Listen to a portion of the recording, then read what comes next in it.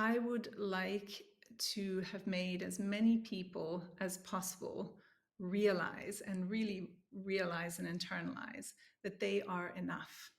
You don't have to be anything or do anything in particular, just knowing that you are enough just the way you are. And if that was something I could plaster on billboards all around the world, it would be you are enough, really. Because at the end of the day, all our fears and, self-sabotaging behavior and toxic relationships and everything usually boils down to that. It's a deep-seated feeling of I am not enough. And when you can understand that you are just the way you are, your life will change.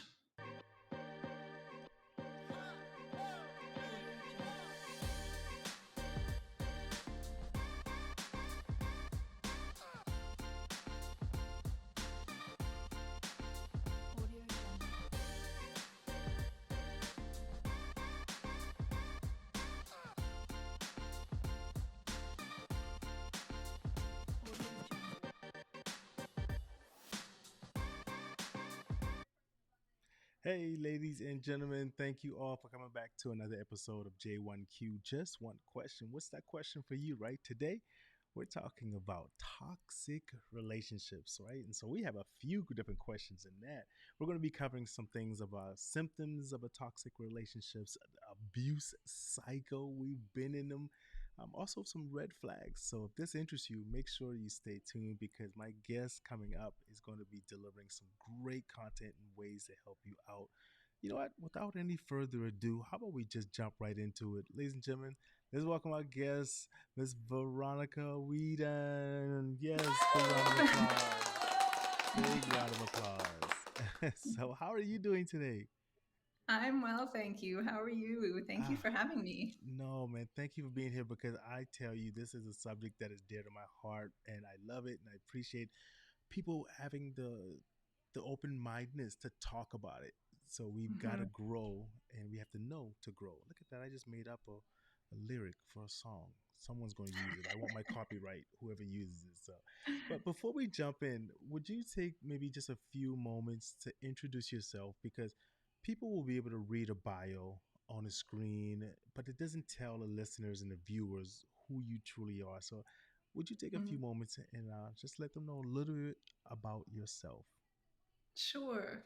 So, the reason I'm here to talk about toxic relationships today is really because I experienced them myself for the majority of my life without being aware of it.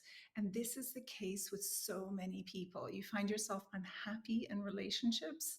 And this is not just romantic relationships, but it's at work, it's in friendships, it's in the family, but you don't really understand what's going on. And that was me. And so my healing journey has led me to do the work that I do today, which is helping others heal after toxic relationships. And so I'm excited to share some of my learned wisdom with you today.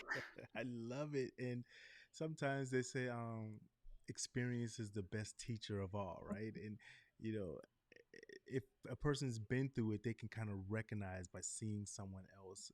But I Yeah. think one of the beautiful things I love about what's at least what I see is a big turn from when I was growing up and my Mhm. parents and everyone was growing up is that there's an openness of talking about things that are hurting us without feeling, at least to me, that, and I'm sure there's still little pockets here and there, but feeling like I can't talk about it because I'll be shunned in the community or no one will ever speak to me. So people are saying, hey, I'm hurt.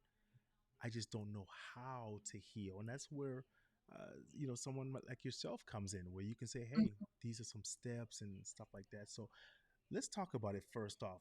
We're going to get into some slides and stuff later on. And for all of the listeners listening on the podcast, you might want to check out the video because Veronica is going to be talking about a couple of things on some slides where you can see and point out some different things. So, but tell us your process.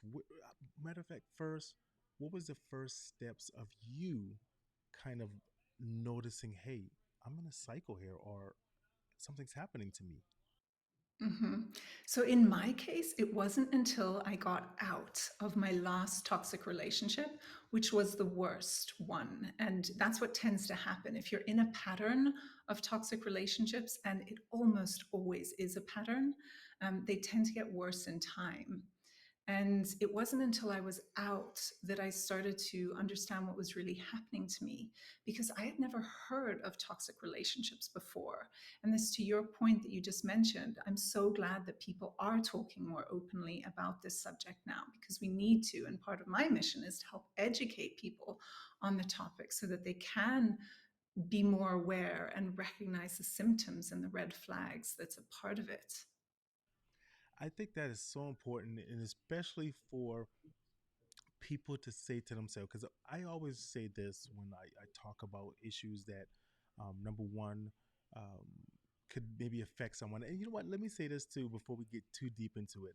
I don't know directly, but some things in this episode, ladies and gentlemen, might be a trigger warning. So just want to kind of maybe give you some awareness to that, because we're going to be Yeah. talking about some relationship and issues. So it might bring up some memories. And if something throws you off and you feel that way, please seek some assistance, some help from whomever you feel comfortable with. I'm not a professor, I'm not a psychologist, not a doctor. So I don't want anyone to think that we're giving direct medical or Yeah. psychiatry advice or anything. So, um, but I think a personal, please help me if I'm way off base. I think a lot Mhm. of this also comes from seeing the cycle of our family members, parents, seeing people stay in relationships that maybe they shouldn't have been in.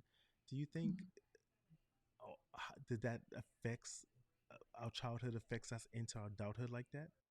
Very much so. So we live what we learn and we learn what we live. And the way our mind works is that it will always take us to what's familiar. So as humans, we inherently dislike change. And so our mind will take us to what it knows, to what's familiar.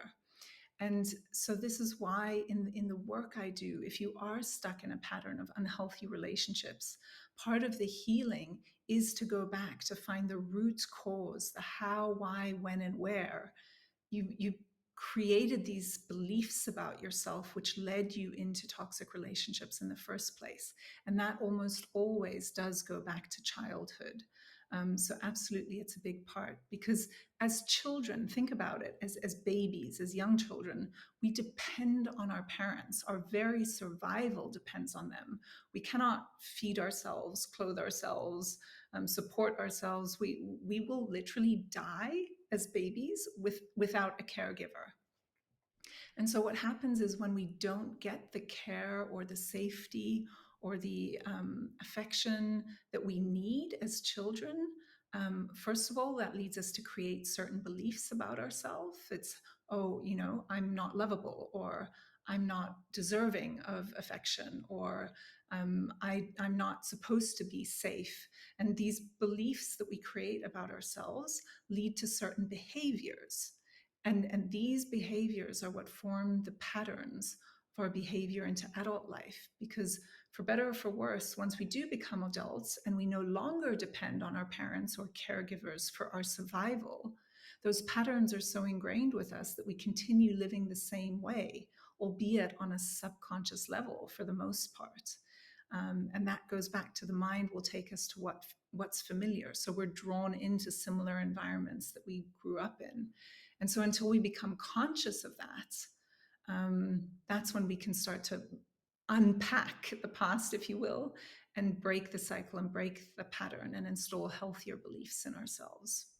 Does that make It is sense? so important, and it does it because it was just like it's almost reverting back to, or I can recall sometimes maybe I'm out and then I smell a certain type of food or something, and my mind Mm-hmm. just automatically remembers that reminded me of my Mm-hmm. childhood or something. So I could see exactly maybe someone's in a relationship and they maybe start arguing in a certain type of way, then it says, "Oh my goodness, this reminds me of my childhood or Mm-hmm. something," and I gotta fight or something like that. But now I love that, And and sorry to interrupt, but how many times have no, you heard you're just like your mother or you're just like your father?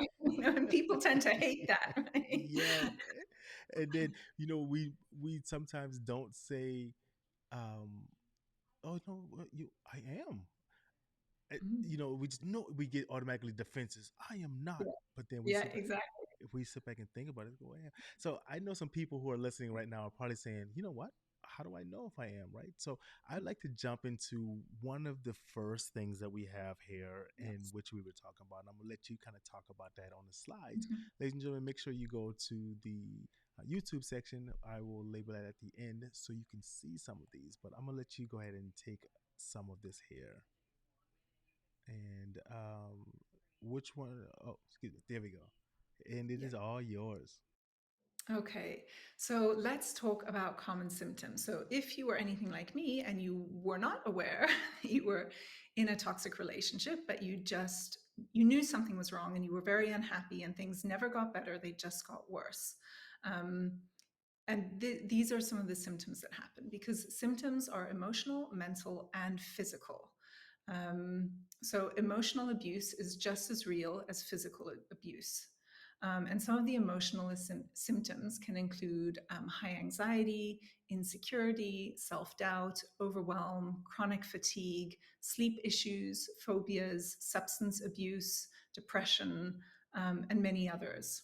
Some mental symptoms can include things like procrastination, brain fog, where you are just basically confused all the time, an inability to focus, memory loss, an inability to switch off because you're always high strung. It's like you're walking on eggshells all the time.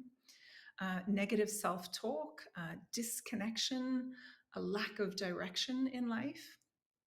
And those are just some of them. And then, of course, there are physical symptoms as well, because our emotions will manifest physically. Um, and those can include weight issues, digestive problems, or IBS, which is irritable bowel syndrome, chronic pain of all sorts, headaches, for women, menstrual problems, allergies, deteriorating eyesight, hearing issues, skin issues, and many others. So, this is really just a brief snapshot of some things that, if you are experiencing any number of these, you really may want to look and re examine the relationship that you're in. And again, it doesn't have to be limited to romantic relationships. The symptoms will appear if any type of relationship is toxic that you're spending a lot of time with. So, the reason we often refer to romantic relationships is merely because of the amount of time and physical proximity that you spend with a singular person. Man, that is deep. And ladies and gentlemen, you, at the end, we're going to give you a link where you can get some free resources. And I saw when I was looking at it, there's a quiz for your toxic relationship. And you know what? You said something so important just now, and it didn't hit me until you said it. That when people hear, "Hey, here's a couple of signs of a toxic relationship," I think almost 100% of people minds automatically go to that relationship of, this is my spouse or boyfriend or Mm-hmm. girlfriend, right? And not, they don't think I could be in a toxic relationship in a friendship. And I was like, Yeah. man, that is, that's In so the profound. workplace, it's very common, and also, sadly, within families. With Yes. siblings or with parents, they're often very unhealthy dynamics. But Mm, as no matter how old we get, we're the child, right, compared to our mm, parents. And so often there's this obligation of, oh no, I must respect my parents, and I'm the child and they're right and I'm wrong. It's this subconscious programming that we have from when we are children, yeah. that can really create very unhealthy dynamics. But Yeah. people find it hard to break away from because of what's actually referred to as a trauma bond. And we could talk about that in a whole nother episode. We might have to. We might have to bring you back because you're unpacking. I'm using a term. I just picked that up. You're unpacking so many things. And I'm like, this is also making me think. And I know some listeners out there who are probably feeling the same way, who are like, man, maybe I have a trauma bond, or maybe I had this, because it is so true.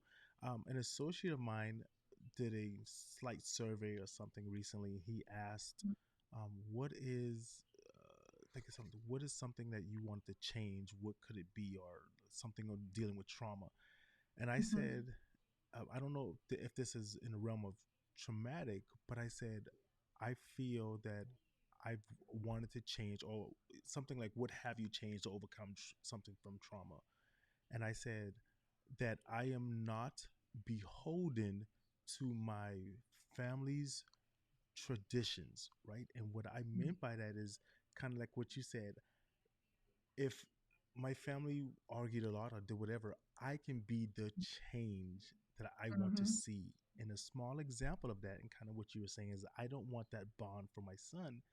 So my wife and I, we tell him, hey, I'm sorry. I was wrong. I'm not always Mm-hmm. right. So he feels so much easy, and he does it still respectfully, but he will point out, hey, Dad, I think you were wrong. Where I noticed I would never have said that to my parents. And you know, that's such a credit to you because it shows two things actually. One, you're leading by example because remember we learn what we live and we live what we learn. And children don't do what they're told, they do what they see, what they Mm, experience, what they live. And so leading by example is, I mean, that's just a wonderful example of that. And the second thing is by being open and vulnerable yourself, you've created a safe space for him to feel like he can do the same and that he can voice his opinion in a mm, safe space. If he didn't feel safe, he wouldn't do that. yeah. And that's a wonderful thing and a credit to you. Yeah, and it makes me feel good too, because I've always been that one that says, "Hey, I want to change Mm. what I felt would have been different." Because I saw an I call it a meme. I know other people say memes, but I call it a meme. I saw a meme once said, "Be the change in the world that you want to be, or not expected," or something like It was that. So, Gandhi who said it, be the change you wish to see in the world. okay, yes, right. And so I was Yes. like, I I didn't want this as as a child, so Yeah. I want to change it. I'm not beholden to continue to Yeah. maybe issue a punishment like my parents did. They did what they were Mhm. taught, and they did not know, and we are in a cycle. And so, with that, I Yeah. want you to talk about this cycle here, or whatever you else you want, and let Yeah. people see the Just cycle and actually what it is. to piggyback on what you just said, Yeah. though, you know, that you are the change. And that's the thing. People have to want to change and they can choose. And whilst, yes, I believe for the most part that, people do the best they can with the information they have and we're all Mm, products of our environments, etc. Having said that, though, as adults, we all have a choice. And so at some point, we can excusing past behavior is not always the right thing, even though there were reasons and you can have empathy for it, but mm, that doesn't mean you have to excuse it. I yeah. think I think that's a key difference, because in a toxic relationship, whether that's with a parent or a partner, or any other type, this is why people often stay, because they continuously excuse the behavior, or they Mm, just pretend it's not there. They stick their head in the sand, and I was one of them, yeah. because I was getting weaker and weaker and more exhausted, and I got sick, and I got serious physical issues. I had a seizure. I ended up having back surgery. I mean, we're not just Wow. talking small things; they were really big things. And no doctor, and I went to every doctor, and nobody could explain why these things were happening to me. And it Yeah. was only once I got out and I started familiarizing myself with the subject and really understanding what was going on that it all began to make sense, and how all these physical ailments were manifestations of my emotional and mental states because Mm, of the cycle of abuse that I'd been experiencing for so many years. And wow. so when we excuse the behavior, really it's coming from a place of fear, because as bad as the environment may be, if we're just constantly being abused, which is what happens in a toxic relationship, it's still familiar. And this comes back to the beginning. Remember, the mind likes what's familiar, it will take you there. And change is scary. And so, no matter how bad a situation is, it's familiar. And you know what you're getting. It's sort of, what's the expression? Better the devil you know than the devil you don't, or something like that. Yeah. Um, and and and so choosing to change, that's what a lot of people don't do. But that's what has to happen because in order to get a better life moving forward, in order to do things differently for your children, for yourself, and then for your children, because it means taking responsibility for your life. Yeah, I Um, am so excited because you're hitting so many things on the notes, and I'm just like, I see that, and I recognized down the line mm, later as well, right? mm, About toxic situations, toxic relationships. And mm, for me, I'll tell you one of it eventually became the easiest thing, but one of the hardest things for me to do is to have one word: no. And I say that mm, because we are so conditioned in society that we have to give a reason why I don't feel like going to the movies tonight. And sometimes yeah, we sicken ourselves because then I'm going to lie to them. And why? I no, I just don't. yeah, And then someone can ask you, hey, can you take me to the grocery store? And you, yeah, no, I don't have gas. No, like, no, yeah, yeah, just leave it. You don't have to tell yeah, someone. yeah, But we yeah. get so, no, I Mhm. have to tell because I want them to like me It's because we're so afraid that we conditioning. would be, Mhm. oh, this is, Yeah. man. Yeah. Okay. Psycho, you ready Right. for it? Yes. So let's talk about the abuse cycle because this is what happens, and people are often not aware of this. I certainly wasn't when I was in it. And so let's just talk about romantic relationships for the sake of this presentation. But again, this can apply to any form of relationship, and the cycle is the same. It'll present itself a little differently. But in a romantic relationship, the first stage of the narcissistic abuse cycle is referred to as love bombing or idealizing, but really it's love bombing. And that's when you meet someone and they are just wonderful. They give you all this attention and affection, possibly shower you with gifts.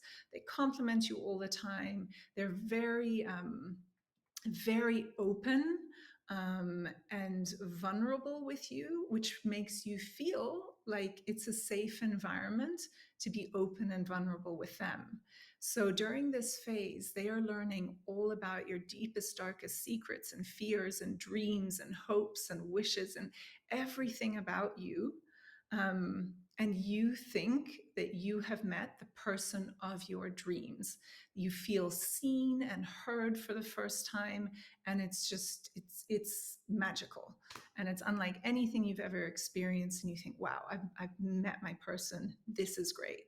And when you're there, that's basically when the trauma bond forms. And this is what we referenced a little while ago, and it's a whole nother topic on its own. But it's basically means you're hooked because now you're fully into this person. And then as soon as you are hooked comes the second stage, which is devalue. And this is where all of a sudden their behavior changes and they're no longer giving you all this affection or attention. They might not call you back. They might ignore you a little bit. They might throw tiny little insults here and there. And you sit there thinking, wait, what just happened? I don't understand what's going on. And you begin to excuse the behavior already because you think, oh, I know they're wonderful, so they must just be having a bad day, or they're going through a difficult time within their family, or they're having a tough time at work, or they're exhausted, they've been ill, or I don't know. You excuse it in some way, shape, or form. And then comes the third phase, which is the discard phase. And this could range from actually dumping you, but it doesn't necessarily have to be that. It's really just cutting you off, essentially. It includes stonewalling you, just not responding, going out with their friends the whole time, possibly with other women or men, depending on the relationship. And they've just become very dismissive towards you. And once again, you're left there thinking, what in the world has happened? I don't understand what went wrong or where or how it went wrong because this person was so great and everything was great and I don't get it. And just as you're about to say, okay, I don't understand, but if this is it, I guess I have to move on because they seem to have. Then comes the fourth stage, which is the hoovering stage. And this is where they start to reel you back in. And they come and offer you, I'm going to say, false apologies, because the narcissist will never truly apologize or take responsibility for their actions. But they'll say, oh, let's go to couples counseling, and oh, I messed up, and I was just going through this tough time, and let's do something together. And they'll, it's called hoovering, because it's like the vacuum cleaner, the hoover, right? And they're sucking you back in to the relationship so that you don't leave. And then you go back to the first stage, which is love bombing, which is all the attention and affection. And you think, oh, amazing. We're back to where we were. This is wonderful. This is my person. And the cycle continues again. And it's a never ending cycle that but the trauma bond strengthens as you continue through this cycle. And what this cycle does to the victim is keep you in essentially a high state of anxiety, the fight or flight stage, where your nervous system is fully strung and you've got adrenaline and cortisol pumping through your body the whole time, because you never know what's going to happen, i.e., it's not a safe environment, because you don't know when the shoe is going to drop or when the penny's going to drop. It's just it's not a safe environment, but you're so convinced that they are the person that you first met, and that person was your perfect person, and that's why you stay. That's what got you hooked. But the reality of the situation, unfortunately, is that that person never existed. That person was created to be your perfect person based on all the information they gathered from you during that initial love bombing stage. It almost seems like I can picture several people maybe on a walk right now in their vehicle Mm-hmm. driving to work, and they're going to Mm-hmm. hear this episode, and it's going to come a feeling of like, is she talking about me? Right? Mm-hmm. Someone's going to notice and say, wait, I think I'm in something similar, because Mm-hmm. sometimes we know it, but it doesn't register until we hear someone say it out loud. Someone Well, said to us, something's wrong, but if you're not familiar with a topic, you have no yes, idea what's wrong. And I yeah, know that's exactly what it was like for me. I knew this is crazy, but because you're so convinced, you absolutely 100% believe that that perfect person that you met at the beginning is real and exists, that you stay and you excuse, and all your efforts and all the weeks, months, years, decades for some people remain, because you're continuously trying to get back to how it was at the beginning. The problem is, it never will. The situation will never get better. It will only get worse. And it's a crazy making cycle. And so, understanding this, you can start to hopefully begin to see how these symptoms come about, of the brain fog and the headaches and the memory loss and the confusion, because it is so confusing for the victim, because they thought they were in this perfect relationship, and then it all falls apart and you have no idea what you did wrong, and that's because you didn't do anything wrong. That's the abuse cycle, and it's a very specific and very conscious act on the narcissist's behalf, and it's very cruel. mm. I, you know what? I've learned as I've matured, as I've grown older, right? Mm-hmm. And I could see some of the things that we've been speaking about, of like when I was in my younger stage. I was like, yeah, I would Yeah. recall doing some things like that. But here's the thing I think that really helped for me, right? Is because it was, I didn't know that was my behavior, because I saw it as I was coming up. So I thought, Mm-hmm. hey, that's just how it's supposed to be. That's Mm-hmm. natural. And I, like you said, I made that conscious effort to say, no, I do not want to be like that. I want a Mm-hmm. healthy relationship. And a small thing that my wife and I would do when we first met is I would tell her, I said, hey, babe, write down three things you feel you need from me on a piece of paper. And then write Mm-hmm. down three things you would like for me to kind of adjust, that you Mm-hmm. find my behavior is whatever. But I went into that without feeling like I'm going to be attacked. Hey, whatever she Mm-hmm. says, it's her perspective, right? Because Mm-hmm. people would say sometimes, well, you, someone says, "Well, you made me feel this way," or "I didn't." It doesn't matter if I Mhm. feel Mhm. like I don't make you feel that way. All that matters to me is that you feel that way. Let me Mhm. find out if there's anything I can do to adjust my Mhm. behavior so you don't feel that way in the future, or maybe you just feel you don't feel as strongly that way, right? Mhm. But I think it got to come from someone wanting to change, and like you said, That's observing. exactly the point. This works, and this is a great example again of two people who are willing to do the work, not just as a couple to figure out how the relationship can function better, but to work on themselves and creating a safe space where both parties feel good about doing that. Versus, as you mentioned, feeling attacked or like you're under threat, and then you have to defend. Um, and that is two mature human beings approaching a relationship in a very healthy way because they're willing to work on themselves. Because here's the thing, the reality is we cannot change someone else. Nobody on this planet has any power to change anybody else. The only thing we can do is change ourselves. We can change our own behavior. That's the power that each of us have. And going back to toxic relationships, you spend the whole relationship trying to get the other person to change their behavior because their behavior is so terrible. And the behavior is terrible, but they won't change and you can't change them. And this is where a lot of people get stuck as well because they're so desperate to get back to that original perfect person again that they just can't see things for what they are. I was there, I've been there. I know what it's like.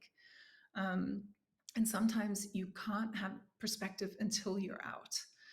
Sometimes you can, sometimes you can't. For me, I didn't have clarity or perspective until I was out and really started educating myself and then working on my own healing journey. And that's when I started unpacking, the why behind everything. How, why, when, and where did I end up there in the first place? I love that healing journey. That there, Mhm. it's a journey. We're all going to take that there. And ladies and gentlemen, if you're listening to this and you may feel, we're going to talk about red flags here in just a second. But if you Mhm. feel like you're in any kind of situation like that, I just want to let you know you're not alone. Right? It's not your fault. Um, It is not.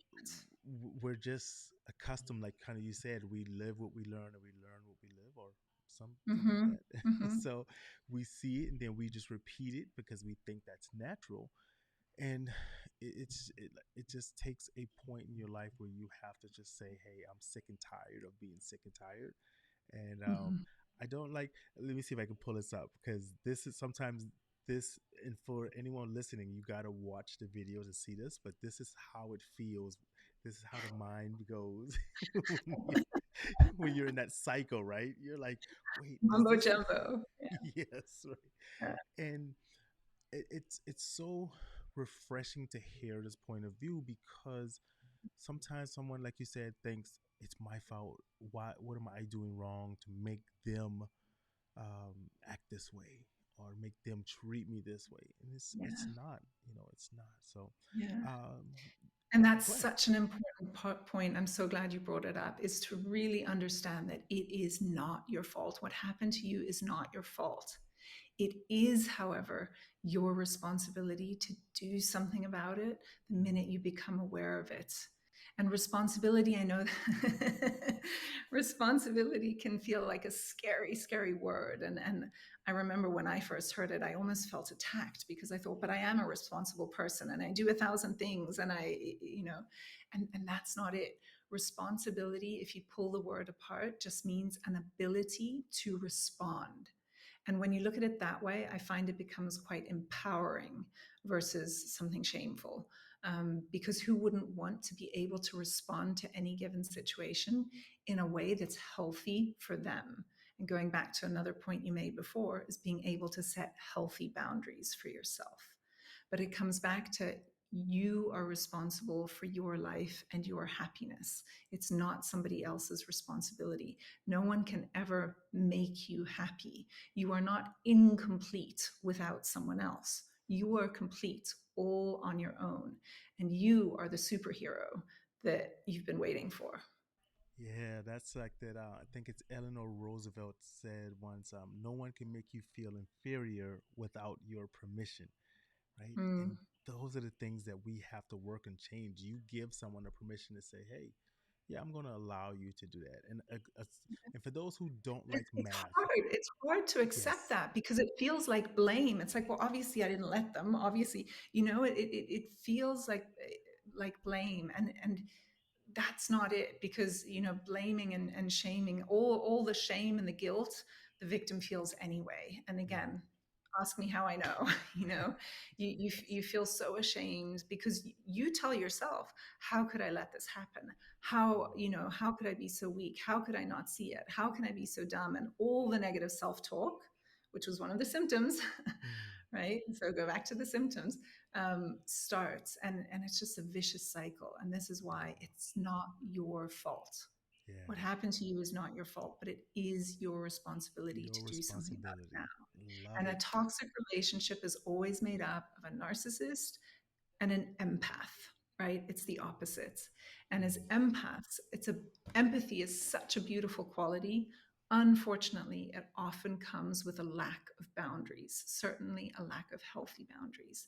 And you may think you have boundaries, but I promise you, if you're in a relationship like this, take a step back and actually look at your life, and you'll see you don't. It was exactly like that for me. I thought I knew my values. I thought I had boundaries, but my reality just didn't reflect that at all. yeah, man, it's so heartfelt hearing this. And um, I'll say this, and then we'll jump into the red flags. Mhm. For anyone out there who does not like math, I'm gonna give you a simple math equation problem. You don't even have to get paper and pencil for this, right? This is what I started developing in my life. I said, if someone does not add value to my life, then I must subtract them. That was Bravo. simply it. Love it. Addition Love and it. subtraction. If you make me feel scared or nervous or whatever to be around you, I'm not happy, and you're not going to affect my happiness. But it takes that noticing that, right? So let's get into red flags. Let everyone know what are some red flags to watch out for so they can be like, Yes. yep, that's me. That's me. Yeah. Okay. So let's jump into that right now. All right. So if you're watching this video, I've got 16 up on the screen, some more direct and some indirect ones, but there are a lot more. So more direct red flags to look out for is if someone is very controlling, definitely a red flag. If someone gaslights you, if someone stonewalls you, if they're triangulating you.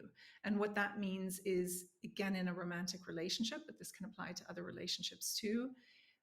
Say um, I'll just use my example. So I was in a relationship with a man, and he would start talking about other females all the time.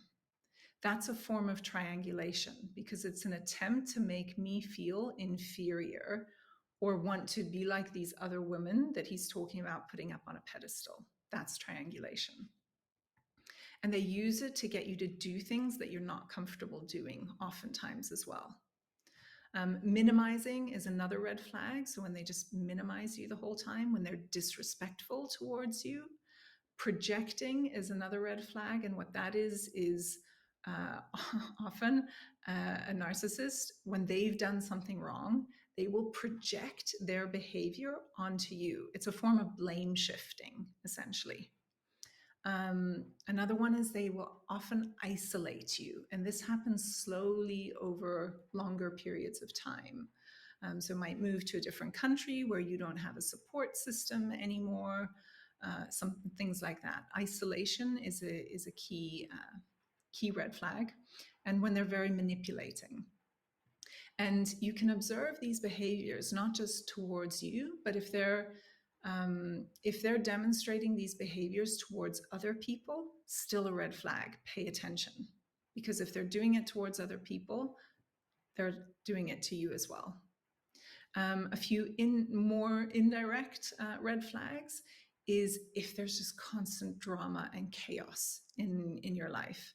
It's like you're on a roller coaster that you just can't get off of. Things are never peaceful or calm. There's always something happening. Lies, so many lies. And this comes in the form of little lies and big lies. It's not uncommon at all for narcissists to use big lies like illness or disease, stating that they've had cancer in the past, for example. That happened to me. So, my last toxic relationship, when I first met him, he claimed to have had and survived cancer. 6 years later, I found out that was never true.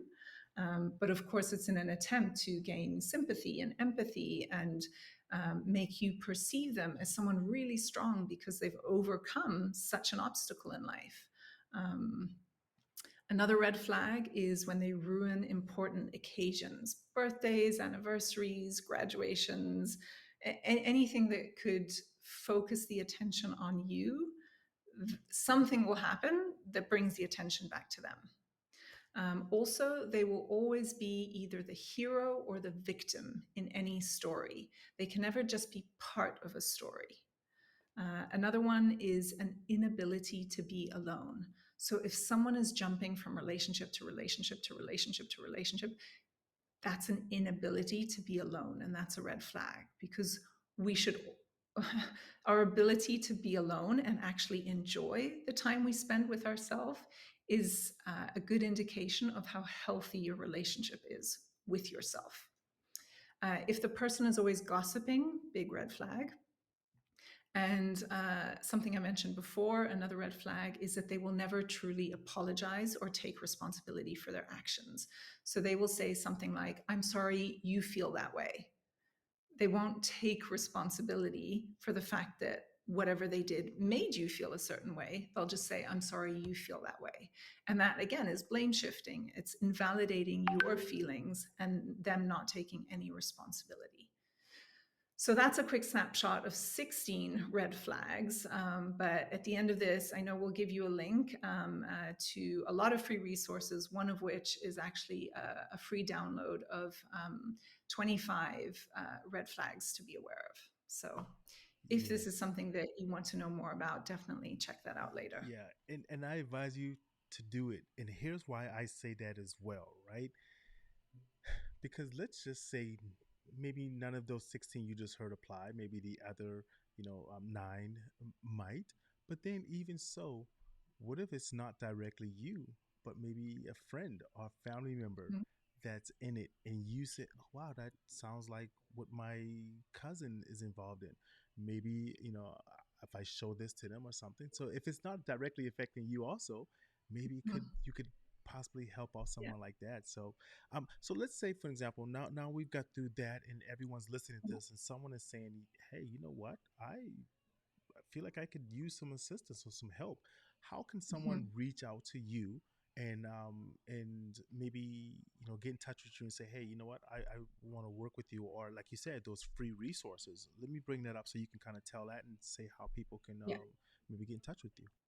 Yeah, absolutely. So this link will be shared, and if you're watching the video, you'll see that it's my bio link, and it will take you to all the free resources available. So that includes, for example, a quiz that you can take to help you identify if you're in a toxic relationship or not. There's the 25 toxic tactics, which are the red flags we just spoke about. There's also a free training video that you can watch to help you understand what you need to do to heal, and access to my website. And every link you need is accessible through this one bio link, and it'll take you to my website, where you will be able to get in touch with me. And of course, has all the links to my social media, whether it's Instagram, Facebook, or LinkedIn. There you go. It's a one-stop shop. Right? Yes, Everything's encompassed in that. making So it easy for people. right, and it is so funny because nowadays that's kind of how it has to be, right? They say someone will spend 7 seconds on a website, and if it's too hard for them to find something and click something, they're on to the Yeah, next one, right? yeah, Want to consume things so fast, and yeah, do. please slow down, smell the flowers, Yeah, right? After every yeah, episode, at the end, I always say to people, one of my favorite sayings now, because I wanted to find a sign off, at the end of the episode, something that people are going to remember. And yeah, then one day it just hit me, and I said, keep living while you are alive, right? And I Yeah. mean that we're in a rat race. We wake up, go to work, do this, Mhm. wake up, go to work, do, and we're not living life. We Mhm. don't slow down and enjoy that bite of that food. We got to eat it Mhm. quick and, hey, enjoy that life. One last quick thing that I noticed and I wanted to Mhm. say when you were referencing your last message there was that something that I like work to teach my son and my wife and I, we strongly Mhm. try to embed in him and just in general in life, right? Is like when you're talking about it, if they don't apologize, they put the blame on Mhm. you. And I say, whenever you apologize or you're saying something that way, and then you Mhm. use the word but, you are Yeah. automatically about to make an excuse. You're wiping out Yep. everything you're about to say. But Yeah. you know what? It's not my fault. But because, Yeah. But you forced me to, and you yeah, made me do it, right? yes, it's just as simple Yeah. as saying, hey, you know what? I didn't mean to do that. I didn't know my actions were affecting you that way. I feel it's so many different things. Like, wow, Yeah. this is Yeah. so Yeah. enlightening. And ladies and gentlemen, I also want y'all to make sure when you go to the site, take the quiz and get in contact with Veronica as well. Write me as well and let me know if you really enjoyed this, because we were talking before and we were saying, you know what if this could be something where at the end of this we could formulate something where people could ask questions live Mhm. and and maybe bring up a situation or something. I think that would be really great, but we would love to know your thoughts on that as well. Would you participate? Would you feel comfortable? You can do it anonymously, whatever. We'll figure that out. I just want to know if you think Yeah. it's a good idea. So A Q&A session. It's there you go, free for right? all. There you go. And Yeah. so we've covered everything, and I have my one question for you. Okay. So, what do you feel you would like your legacy to be once um, our time is up? Yeah. Um, I would like to have made as many people as possible realize and really realize and internalize that they are enough. You don't have to be anything or do anything in particular, just knowing that you are enough just the way you are. And if that was something I could plaster on billboards all around the world, it would be you are enough, really. Because at the end of the day, all our fears and, self-sabotaging behavior and toxic relationships and everything usually boils down to that. A deep-seated feeling of I am not enough. And when you can understand that you are just the way you are, your life will change. Wow. Yep. Taking I was breathing that positivity in, right? Yes, we And on got. that note, I would actually just love to say as well, though, if you're just out of a toxic relationship, then that's amazing because that's when your healing journey can begin. Because you cannot heal in the same environment that made you sick. The Mm, the abuse cycle, the narcissistic abuse cycle, it's a game that is set up for you to lose, and the only way to win is to tap out. And wow. so, really understand in order to heal, you have to be out. Right. And then your healing journey can begin. And that's really where I start my work with people, is on that healing journey once they've chosen themselves over the other person. Mm. Oh man, listen here. We're gonna figure out a time and get this going again at some other point. So stick with me for 1 second, Veronica. I'm gonna go ahead and pay some of these bills, and then I'm coming right back to kind of Sure. wrap things up with you as well. So thank you so much, Yeah. ladies and gentlemen. Thank you so much for. Oh, let me get this. Where is it? All right. There we go. Yes. So, ladies and gentlemen, thank you so very much for tuning into another episode of J1Q Just One Question, right?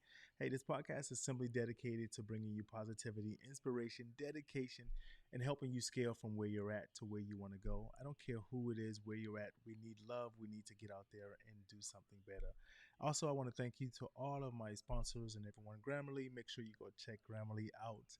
Make sure you check out Inkfile and also Hustle 1977. This episode is being brought to you by them. For those who grind, you deserve to relax. Why not relax with a nice, smooth tasting glass of Hustle brand whiskey? And as I always say, make sure you continue to live while you are alive.